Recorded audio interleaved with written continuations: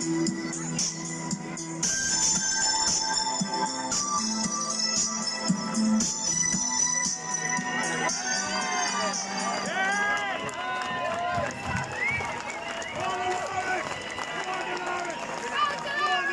keep the best to the last, Herman, you sneaky old. Kildare Street, Professor Dolores Cahill, Chairwoman of the Irish Freedom Party, straight back from Tipperary. Here we go.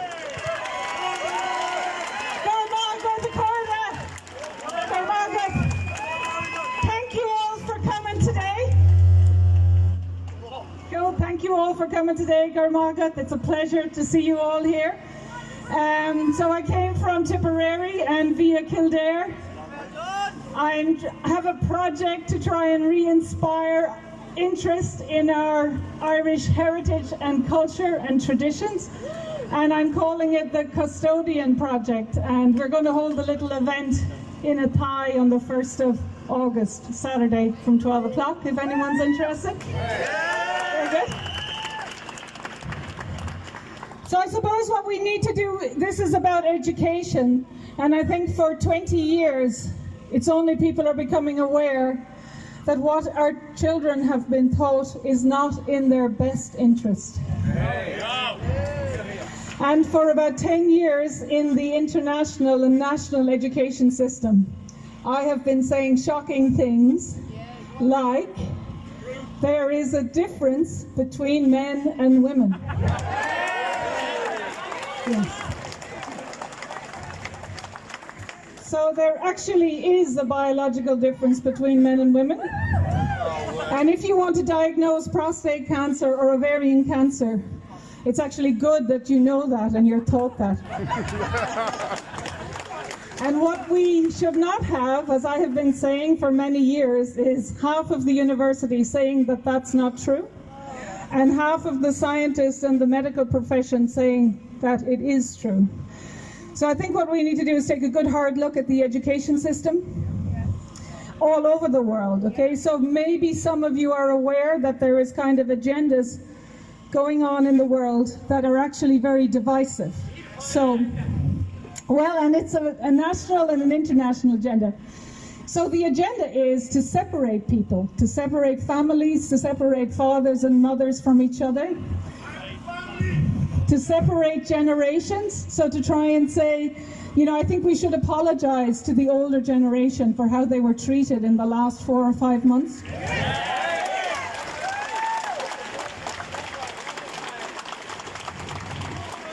And I would like to apologize on behalf of scientists, government advisors, and the medical profession worldwide.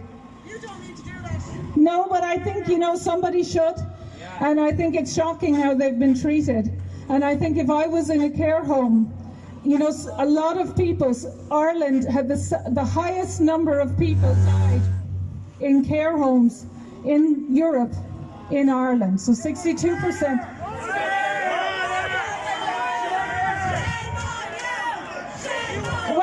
I suppose what we want to say is we want to learn lessons, right? So if anyone is aware, the kind of agenda is going on is that they want to have this scare every year or two. So if people are aware that this actually, so more people have probably died from how incorrect treatment than actually from the coronavirus.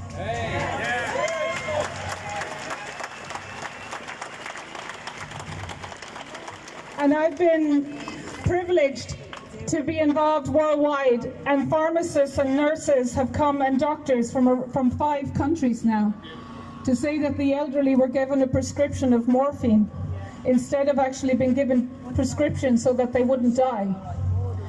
And also in Ireland, as we know, they were not given enough oxygen. So that they actually died in a lot of pain, and it's quite cruel. So while the last 6 months have been that we're doing all this social distancing and masks where there's no evidence for, to care for people, the people that should have been cared for were the 62% of people that were in care homes, and they should have been given proper treatment.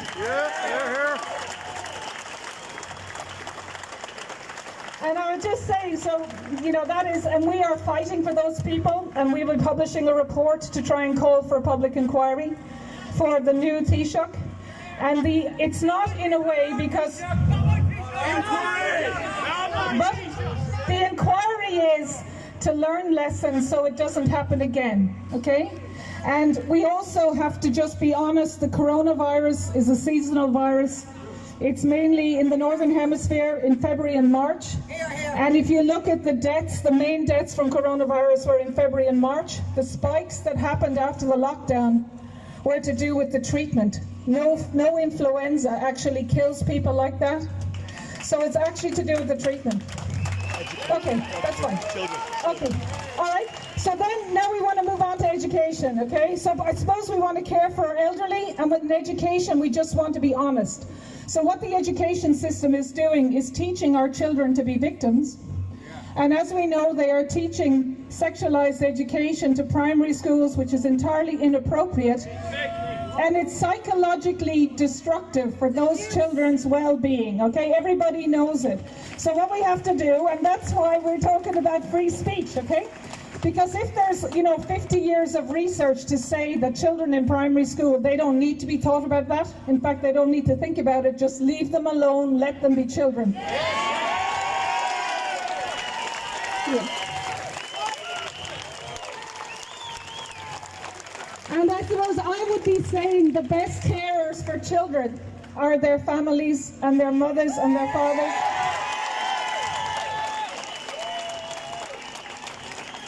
And when we've looked through the history of the Irish state, when the state has looked after women or children or the elderly, they haven't done a good job.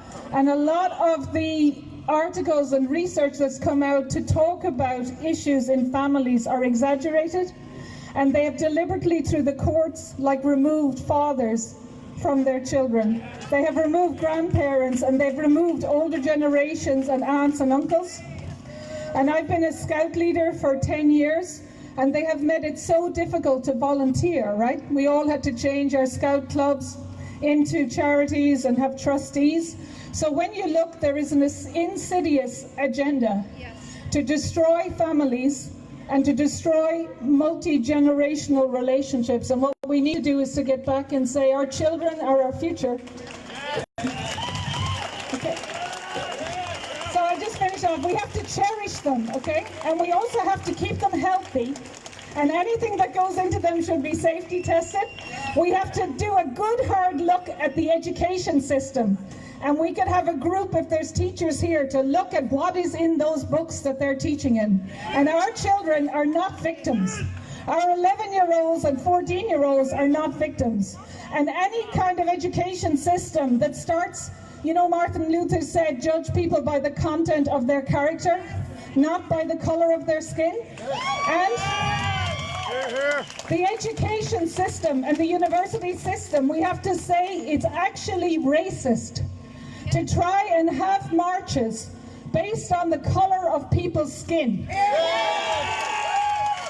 That is actually discrimination. That is actually discrimination, okay? Because what they're doing in the education system is telling people they are victims and saying that it's the amount of melanin you have. So what they're doing is a hierarchy of black people over brown people, over red people, over yellow people. Martin Luther King said, judge people by the content of their character, and the people who get the jobs should be the best people for the job. The best people for the job, and we should be encouraging our children and teenagers and university students to be the best there is. And real diversity is to have that everybody is different, they're all specialists. You could be a gardener, a painter, a carpenter, an engineer, and you should be the best person that you can be, and you should get the job based on being the best person, not what sex you are, not what color you are. So we have to take a good hard look at the education system. It is not working for 20 years. People have been lied to. The children have been saying they're victims. They are not victims. Get rid of any kind of sex education from primary school, and maybe it doesn't need to be in secondary school. Cherish our children. They're welcome.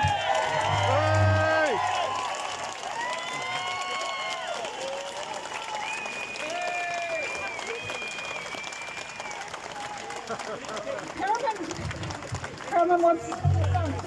Does anybody know, he wants me to sing a song. I don't have any voice, but would you join? Does anyone know Bucalone Aaron or no? Or Rona Vian? So can someone join me with a Rona Vian? Any good singer?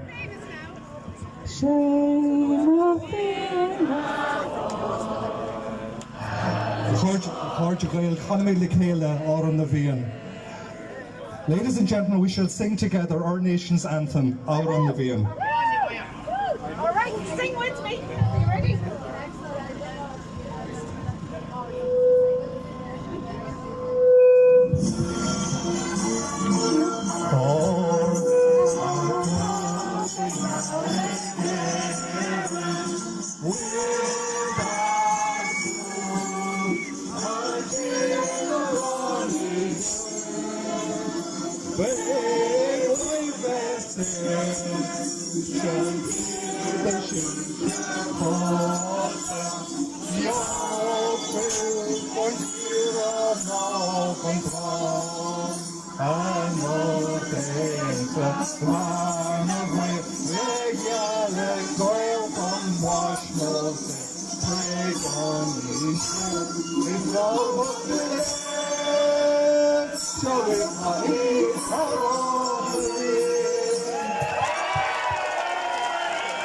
God bless.